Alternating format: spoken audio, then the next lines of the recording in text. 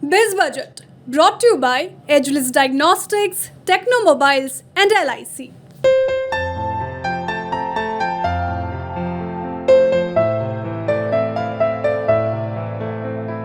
Agilus Diagnostics. नमस्कार, मैं हूं प्रवीण शर्मा और आप देख रहे हैं बिस्तक के सभी दर्शकों के लिए और पूरे देश के लिए आज का दिन बेहद खास, बेहद अहम है। वजह यह है कि आज मोदी सरकार का पहला पूर्ण बजट आया है, मोदी 3.0 का। ये पूर्ण बजट है 2024-25 के लिए पूरे देश की। इस बात पे उम्मीद टिकी थी कि आज वित्त मंत्री निर्मला सीतारमण के पिटारे से आज क्या निकलने वाला है, क्या लोगों की उम्मीदें पूरी होंगी या नहीं। टैक्स को लेके, सोशल सिक्योरिटी को लेके जो ऐलान होने थे उनको लेके तो जो उम्मीदें थी वो अलग थी, लेकिन एक डर इस चीज़ का था कि क्या बाजार पर यानी शेयर बाजार पर कोई टैक्स लगने वाला है, क्या जो फ्यूचर्स एंड ऑप्शंस की ट्रेडिंग है उसको लेके जो बार बार आशंका आ रही थी कि सरकार, सेबी और आरबीआई सारे लोग इसको लेके परेशान हैं कि लोग जिस तरह से इसमें पैसा लगा रहे हैं और नुकसान उठा रहे हैं, क्या सरकार उस पर क्लैम डाउन कर सकती है, उस पर कुछ पाबंदियां लगा सकती है। इस चीज की एक आशंका पिछले कुछ वक्त से लगातार बनी हुई थी और आज जब बजट आया तो इस बात पे तस्वीर साफ हो गई कि शेयर बाजार और फ्यूचर एंड ऑप्शंस की ट्रेडिंग का क्या होगा, गेन्स टैक्स जो लॉन्ग टर्म और शॉर्ट टर्म गेन्स टैक्स उनका क्या होगा। तो ये पूरा तस्वीर आज वित्त मंत्री ने अपने बजट भाषण में साफ कर दी। अब आज जब ये ऐलान हुए उसके बाद मार्केट में भी बड़े हिचकोले दिखाई दिए, बाजार में गिरावट आई और फिर बाजार संभलता हुआ भी दिखाई दिया। तो ये पूरा मसला क्या है, क्या निवेशकों में डर है, आखिर जो टैक्स को लेके ऐलान हुए वो क्या हुए, इस पूरे मसले पर बातचीत करने के लिए हमारे साथ मौजूद हैं मनोज लांबा जी जो सीए हैं और पूरे टैक्स के और पूरे सारे मसले को अच्छी तरह से समझते हैं। वो आज बिस्तक के दर्शकों को बताएंगे कि उनको इस पूरे मामले में डरने की जरूरत है या नहीं है, क्या ऐलान हुए हैं, उनका इम्पैक्ट क्या हो सकता है। ये सारी चीजें हमें आज मनोज लांबा जी बताएंगे। सर, आपका बिस्तक पे बहुत बहुत स्वागत है।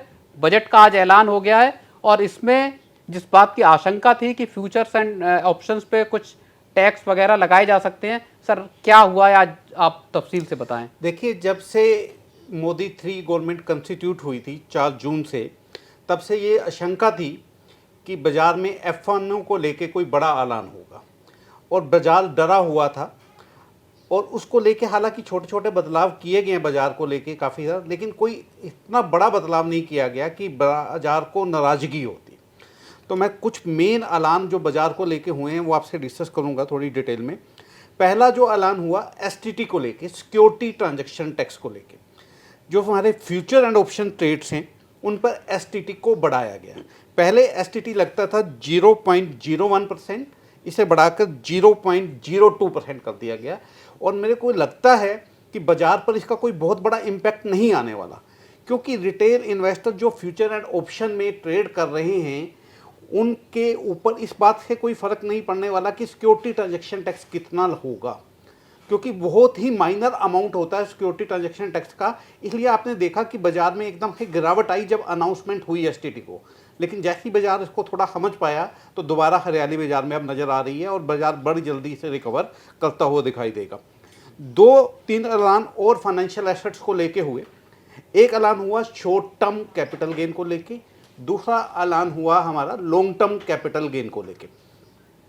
अगर मैं शॉर्ट टर्म कैपिटल गेन की बात करता हूं तो सिक्योरिटीज़ के केस में जो शेयर्स या जो फाइनेंशियल एसेट आप 1 साल से पहले बेच देते हैं और उस पर अगर आपको कोई मुनाफा हुआ है वो शॉर्ट टर्म कैपिटल गेन होता है। लिस्टेड सिक्योरिटीज़ पर जो बाज़ार में लिस्टेड होती हैं उन पर पहले ये टैक्स की दर थी 15%, तो वित्त मंत्री महोदया ने इसको बढ़ाकर 20% कर दिया, यानी अब शॉर्ट टर्म कैपिटल गेन 15 से बढ़कर 20 हो गया है।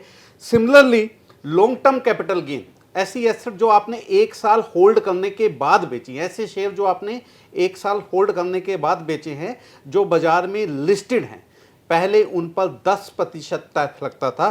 सरकार ने इसमें भी बदलाव किया है और वित्त मंत्री महोदया ने इसे बढ़ाकर 12.5% करने का प्रपोजल दिया है।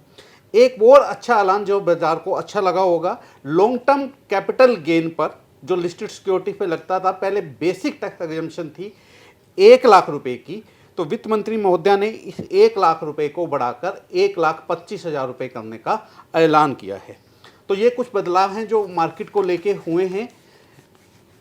सर मुझे एक चीज़ बताइए, जो बात हम लोग अभी कर रहे थे कि F&O ट्रेड को लेके जो कुछ डर आशंका है, सरकार उस पर कुछ पाबंदियां लगा सकती है, लेकिन जो STT में जो बढ़ोतरी है वो तो बहुत छोटी बढ़ोतरी है, उसका इतना बड़ा क्या इम्पैक्ट, क्या जो लॉस उठा रहे हैं 10 में से 9 लोग लॉस उठाते हैं, सेबी की रिसर्च में ये था, क्या लोग अब इससे रुकेंगे या ये F&O की जो भेड़ चाल एक शुरू हो गई थी वो जारी रहेगी? नहीं, मेरे को ऐसा नहीं लगता। देखो, फ्यूचर एंड ऑप्शन के लिए सेबी को जो काम करना चाहिए सेबी कर रही है। आज की डेट में आप किसी भी टर्मिनल से कोई ट्रेड करते हैं तो सेबी आपको वार्निंग देता है कि 100 में से 90 लोगों ने पैसा गंवाया है। बेसिकली जो फ्यूचर एंड ऑप्शन का प्रोडक्ट है, that is a hedging project, not for a trading project. लोग, बड़ी कंपनियां, बैंक, फाइनेंशियल इंस्टीट्यूशन या बड़े खिलाड़ी इसको यूज करते हैं अपने लॉसेस को हेज करने के लिए, कम करने के लिए, जबकि रिटेल इन्वेस्टर इससे पैसा कमाना चाहता है, जिसकी वजह से वो गंवाता है।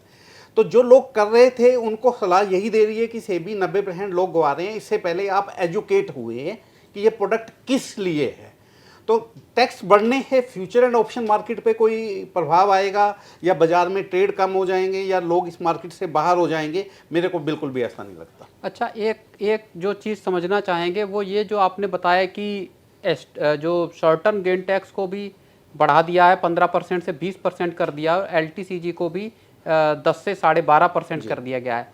क्या सरकार ने जो न्यू टैक्स रिजीम में जो थोड़ा बहुत फ़ायदा दिया था उसकी क्या भरपाई यहाँ से लॉन्ग टर्म गेन टैक्स को बढ़ा के और शॉर्ट टर्म गेन टैक्स को बढ़ा के क्या सरकार वहाँ से भरपाई करना चाहती है? देखिए, एक ना ये पहले से ही पेज है कि हमारे लॉन्ग टर्म कैपिटल गेन पर और शॉर्ट टर्म कैपिटल गेन पे जो 87A की रिबेट है वो नहीं मिलती जी। यानी उन्हें 25,000 और 12,500 रुपये वाला बेनिफिट पहले ही नहीं मिल रहा था। यानी जो लोग शॉर्ट टर्म कैपिटल गेन में या लॉन्ग टर्म कैपिटल गेन में पहले भी ट्रेड करते थे, उनके लिए बेसिक टैक्स एग्जेम्पशन 3 लाख रुपए नई स्कीम में और 2.5 लाख रुपए पुरानी स्कीम में जी। तो उन पे तो पहले भी टैक्स लग रहा था, अब भी लग रहा है। रहे स्टॉक मार्केट में इन्वेस्ट करने वाले जो लोग होते हैं ना, वो हाई रिस्क ट्रेडर होते हैं, हाई रिस्क इन्वेस्टर होते हैं, मतलब थोड़ा जो रिस्क ले सकते हैं वही लोग हैं। नहीं तो बाकी लोग तो बैंक FD या म्यूचुअल फंड में पैसा डालते हैं या कहीं और डालते हैं। तो इस टैक्स को अगर 15 से 20 कर दिया है या 10 से 12.5 कर दिया है, तो मेरे को नहीं लगता कि कोई लोग मार्केट से बाहर होने वाले हैं और मार्केट कंटिन्यू रहेगी इंडियन ग्रोथ स्टोरी के साथ। जी, तो ये थे मनोज लांबा सर जो हमें बता रहे थे कि सिक्योरिटी ट्रांजैक्शन टैक्स और शॉर्ट टर्म और लॉन्ग टर्म गेन टैक्स में जो सरकार ने आज बजट में उनमें जो बदलाव किए हैं उसका क्या असर हो सकता है आम लोगों पे और जो शेयर बाजार में या दूसरे फाइनेंशियल प्रोडक्ट्स में डील करते हैं। आपको बिस्तक का ये पूरी बातचीत कैसी लगी हमें ज़रूर बताएं और बने रहें बिस्तक के साथ।